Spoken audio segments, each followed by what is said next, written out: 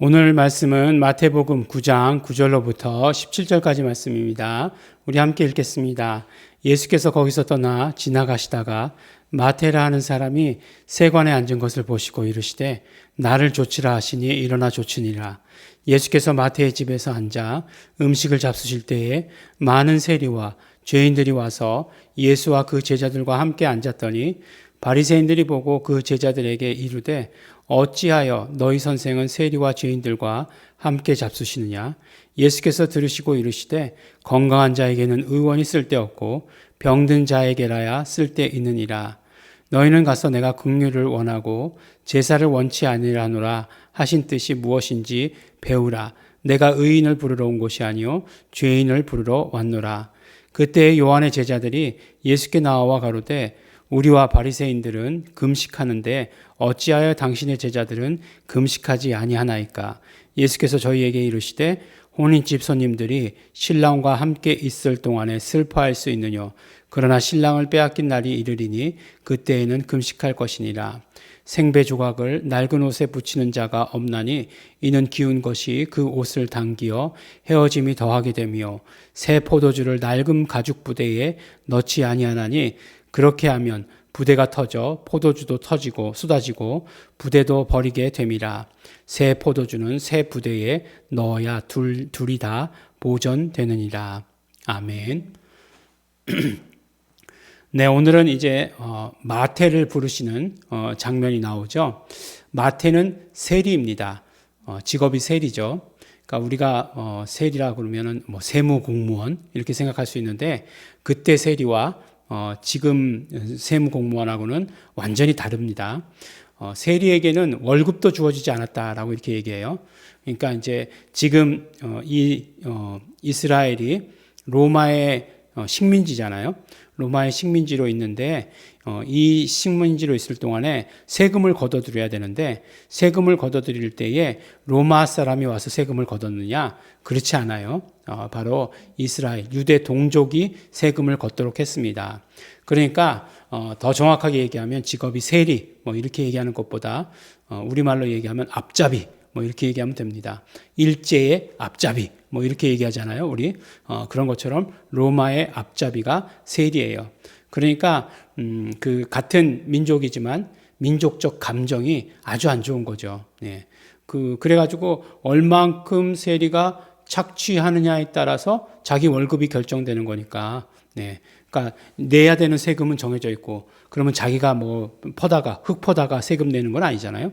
걷어다가 세금 내는 거니까 쥐어짜는 거죠. 뭐 마른 수건도 쥐어짜서 물이 나오게 한다라고 얘기할 정도로 그렇게 세리는 별로 그 유대인들 사이에서 좋지 않았습니다. 그러니까 당연히 바리새인들은 유대인 중에 유대인이니까 그 제자들에게 이르되 어찌하여 너희 선생은 세리와 죄인들과 함께 잡수시느냐? 이제 다른 제자들에게 귀속말로 넣은 거죠. 예. 그러니까 예수님께서 뭐라고 말씀하십니까? 예수님께서 그런 걸 또 기가 막히게 들으세요. 예, 들으시고서 건강한 자에게는 의원이 쓸데없고 병든 자에게라야 쓸데있다라고 말씀하세요.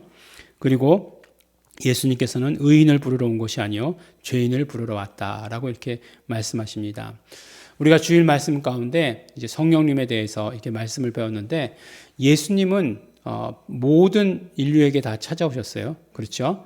죄인에게 찾아오셨습니다. 왜냐하면 모든 사람이 다 범죄하였으니까 모든 사람이 다 죄인이니까 예수님은 모든 사람을 다 찾아오신 것입니다.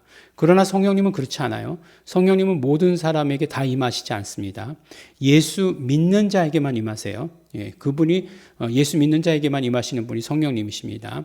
그러니까 뭐 성령님께서 뭐 강권 역사하시옵소서, 뭐 성령님께서 뭐 믿지 않는 자들에게도 역사하시옵소서, 예, 그런 것 결코 아니라고 하는 것이에요.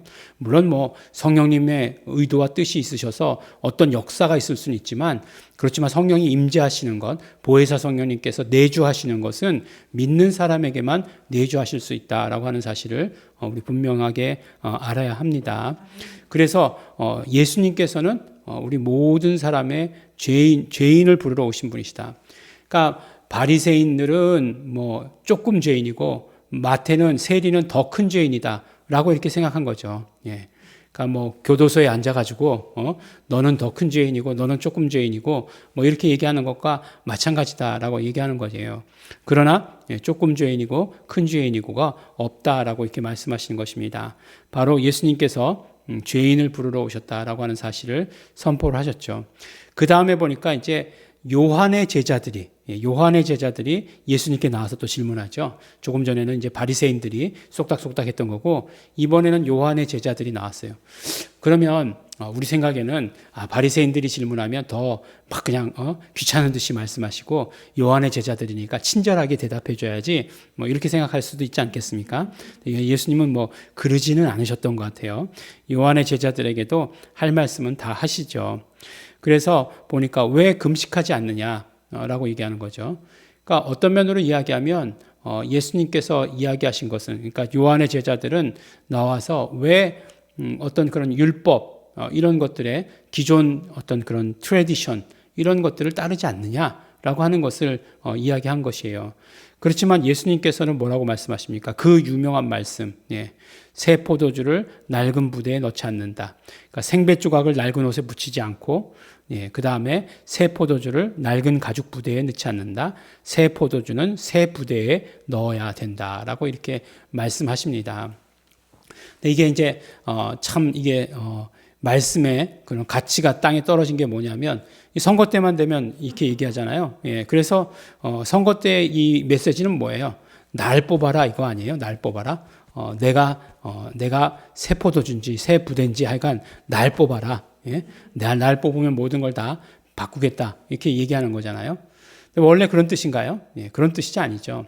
이거를 새 포도주는 새 부대라고 이렇게 얘기할 때 한국말로는 다 새 포도주, 새 부대라고 이렇게 해서 같은 말이 쓰인 것 같지만, 그렇지만 두 단어가 다른 단어가 쓰여 있습니다.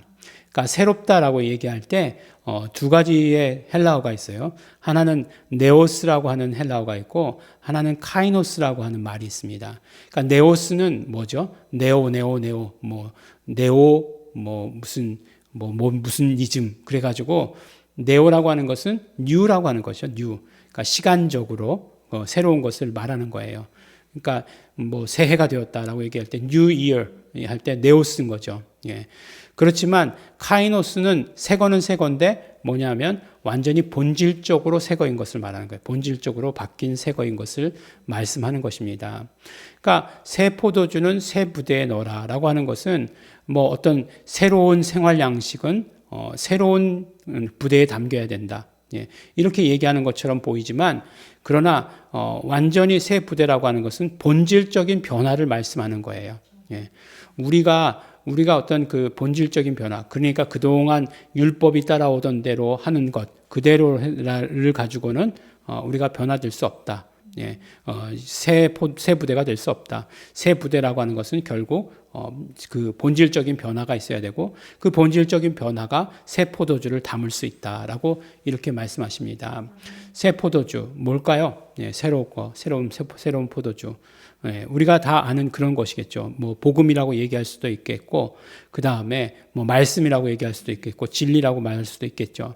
새 부대라고 하는 것은 변화된 우리를 말하는 거예요. 거듭난 우리를 말하는 거예요. 그러니까 거듭나지 않으면 이런 모든 것들을 받을 수 없다. 그러니까 더 중요한 것은 외적으로 종교적인 어떤 행위에 집중하고 그러는 것보다 우리가 거듭나는 것이 더 중요하다. 우리의 어떤 완전한 그 본질적인 변화가 더 중요하다. 그래서 거듭남이라고 하는 것은 위로부터 남이고, 이 땅에서의 태어남이 아니잖아요. 그것을 말씀해 주시고 계시는 것이죠. 그래서 우리가 거듭나는 자가 되어야만 그 모든 새로운 것들을 받아들일 수 있다라고 하는 것을 말씀해 주십니다. 우리가 어떤 본질적인 변화 없이 새 것만 받아가진다라고 하는 것은 안 된다라고 하는 것이에요. 그럼 어떻게 되느냐? 부대도 터져버리고 포도주도 쏟아져 버린다. 이렇게 말씀해 주십니다. 그러므로 오늘 정말 그 바리새인들에게 또 요한의 제자들에게 말씀하신 것처럼 우리는 본질적인 변화를 경험해야 됩니다. 그러나 정말 감사한 것은 예수님께서 죄인을 찾아오셨다라고 하는 것이, 이것이 얼마나 큰 은혜입니까? 예수님께서 똑똑한 사람들을 찾아오셨다. 예수님께서 지배층만을 찾아오셨다. 뭐 예수님께서 부자들만 찾아오셨다. 이게 아니라 예수님께서 죄인을 찾아오셨다는 것이잖아요. 그러니까 우리도 당당하게 하나님께 예수님께 나아갈 수 있는 자이고 예수님께서 나를 찾아오셨으니 그러니 우리는 그 예수님의 모든 공로를 힘입을 수 있는 사람이 되었다라고 하는 것을 말씀해 주십니다. 오늘도 우리가 예수님을 만나고 본질적인 변화를 통해서 예수님의 좋은 것들을 받아가지는 예수님께서 주시는 생명과 기쁨과 평화 이런 모든 좋은 것들만 받아가지시는 정말 너무나 지금 때가 우울하지 않습니까? 갑자기 이 모든 것들을 우울한 분위기로 몰고 가려고 하지 않습니까? 뭐 정치가 그런 건 아니죠.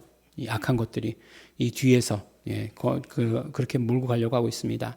이것들에 대해서 우리가 정말 새로운 포도주, 새 포도주를 담으시는 우리 성도 여러분 되시기를 예수 이름으로 축원합니다. 기도하겠습니다. 하나님 아버지 감사합니다. 하나님 아버지 우리가 정말 예수님의 생명으로 충만하기를 간절히 바라고 소원합니다. 예수님께서 주시는 좋은 것들로 우리 충만할 수 있도록 도와주시옵소서. 감사합니다. 우리 모든 죄를 위해서 우리를 위해서 예수님 피 흘려주신 것 정말 피값으로 우리를 사주신 것 너무나 감사하고 감사합니다. 그 은혜를 오늘 또 생각하며 감사하고 감사합니다. 하나님 아버지 그러므로 이제 예수 그리스도의 좋은 것들로 우리의 영혼 가운데 충만케 하여 주시옵소서. 감사드립니다. 예수님 이름으로 기도드렸습니다. 아멘. 그러므로 우리의 삶 가운데 오직 예수 피의 공로가 예수 그리스도의 모든 공로가 성령님으로 충만하게 하여 주시옵소서. 새 것으로 충만케 하여 주시옵소서. 우리 다 같이 통성으로 기도하시겠습니다.